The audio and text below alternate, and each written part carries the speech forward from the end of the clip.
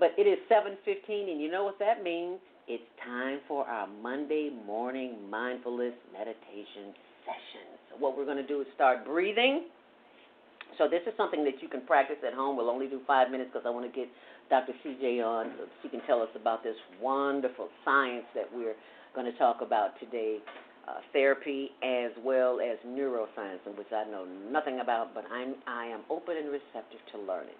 And I hope that you are open and receptive to learning today, too. As we begin our breathing process, we simply inhale through the nose, hold it, and exhale. And what I want you to do is to close your eyes. You should not be looking at me. You should only be looking at the inside of your eyelids, okay?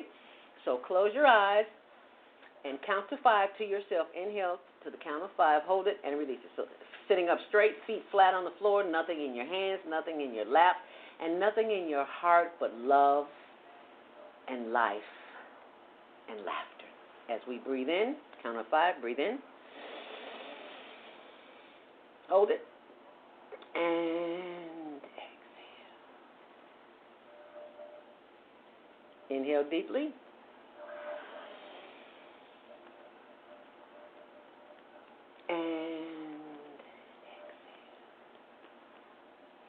Concentrating on the breath as you inhale and exhale, know that the mind will wander, and that's okay, because that's what the mind does.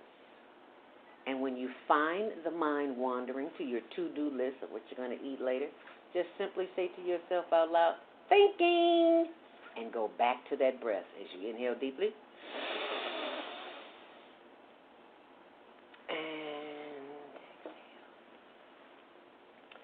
And as we inhale, and exhale, we give thanks for the power of the breath.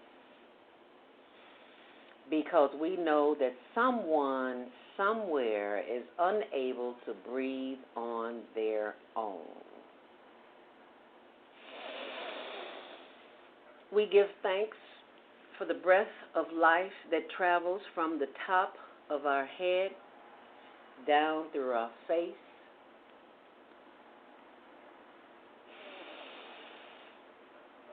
our shoulders, our solar plexus as we breathe in, and as we breathe out, continuing to send the energy down through our sides, our hips, our thighs, our knees. Oh yes, those glorious knees that keep us moving. As we continue to send the energy down through the legs, the ankles, the ball of the feet, the heel, the arch, and the instep. And those toes, yes, wiggle those toes, sending that energy back up through the ankles as we inhale deeply. Bringing that energy back up through the legs and the knees and the thighs and the buttocks and the back. As we continue to breathe in and breathe out, giving thanks as the energy continues to come back up through the chest and the shoulders and the neck as we breathe in, continuing to sending that energy back up to the top of the head through the chakras, and as that energy continues to flow as we breathe in and as we breathe out. As we breathe in, we give thanks for the power of the two most powerful words on the planet, and those words are, I am. As we breathe in, I am happy, I am healthy, I am whole and complete. Feel free to say it to yourself or out loud. The universe is listening. As we breathe in, I am happy, I am healthy, I am whole and complete. Ah, yes. I can see the smile on your face. Once more as we breathe in, I am pure love, I am light, I am eternal.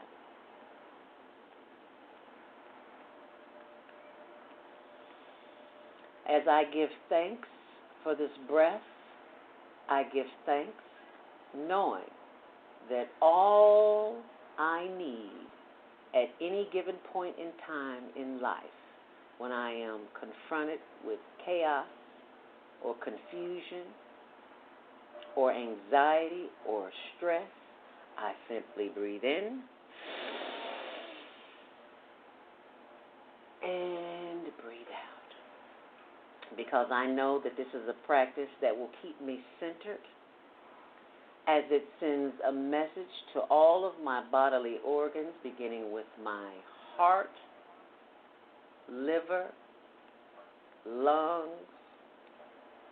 spleen, and spine. As I breathe in, I give thanks that I have blessed each and every organ in my body, from the brain on down, knowing that the signals that this breath is sending the trillions of cells in my body good messages to do good things today, to slow things down no matter what chaos or confusion is going on in the world. As we breathe in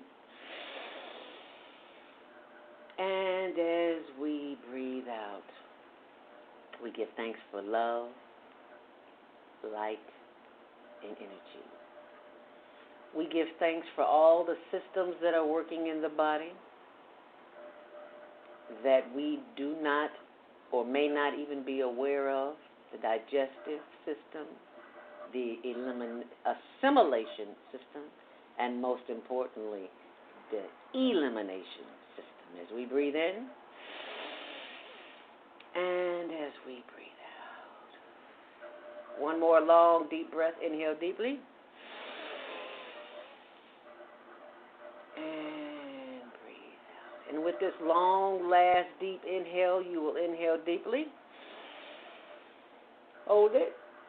And as we exhale, bring your head forward, chin to chest, and slowly rotate your head to the left, slowly, sitting up straight so you don't get a crook in your back. Slowly bringing your head around to the back, slowly, slowly, slowly, slowly bringing it around to the right, slowly, slowly, and slowly bringing it back around to the front, chin to chest, head up, take a long deep breath.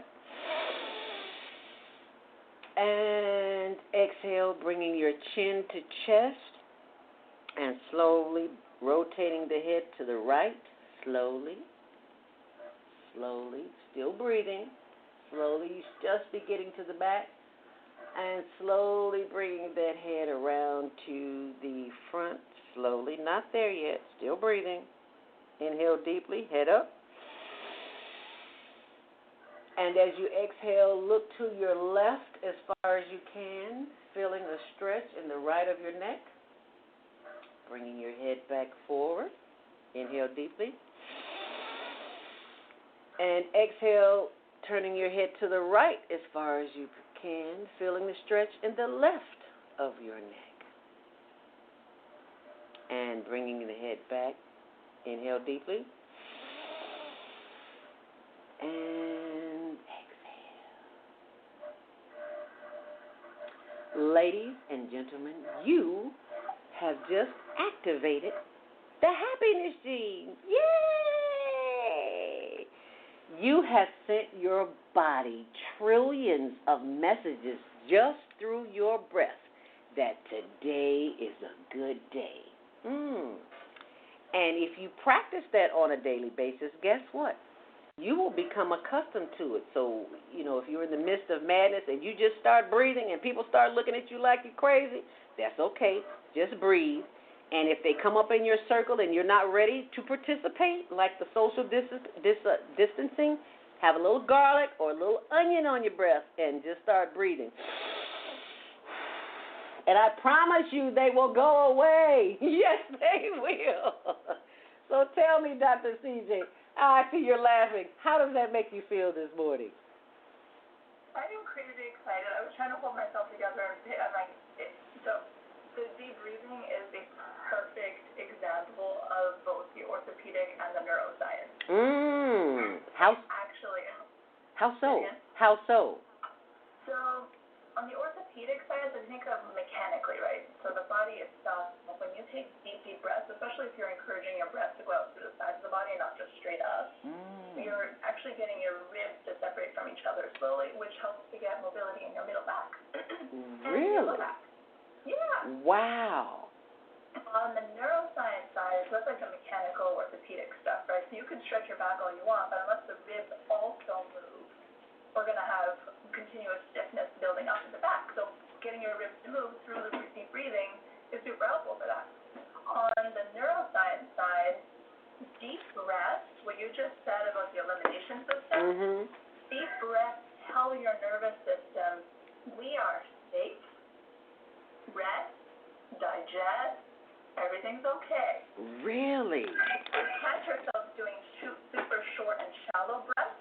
You're secretly telling your nervous system, we are being chased by a lion.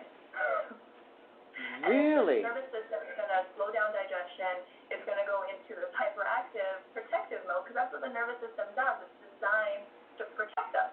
Okay. So if we're giving it those messages through those short and shallow breaths, it's going to look for every excuse and every small sensation to be like, oh my goodness, we're being cut by a knife, or we just stepped on something. So your nervous system is super riled up, but doing the deep breathing helps to bring it down notches.